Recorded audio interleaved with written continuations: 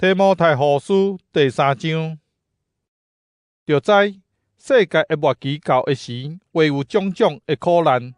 迄时，人会自私、贪财、夸口、骄傲、诽谤、忤逆父母、忘恩背义、无圣洁、无亲情、残忍、中伤、行逆、凶暴、怨愤好、奸诡、滥散罪、自高自大，爱享乐赢过疼上帝，有敬虔的外貌，却无敬虔的实质。你着闪避这款人。因中间有人侵入人的厝，控制意志薄弱的妇女，这个妇女受罪恶甲逐款的情欲支配。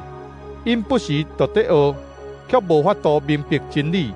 亲像早前雅尼甲杨布雷反对摩西，现在这个人嘛安尼反对真理，致到心智败坏，信仰无纯真。毋过这个人，亲像迄两个人，袂有甚物影响。因为因的愚妄会伫众人的面前暴露。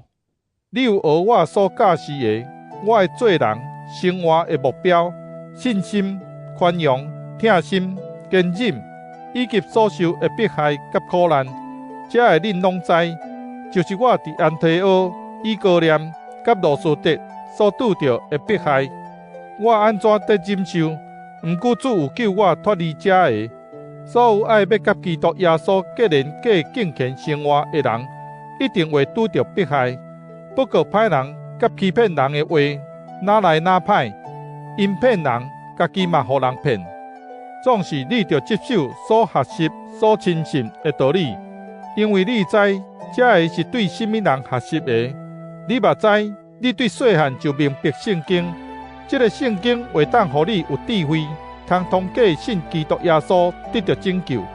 全部圣经是受上帝的灵感写的，对教导、对督责、对纠正、对训练人行正路，拢有利益。互服侍上帝的人，装备好势，通做逐项好事。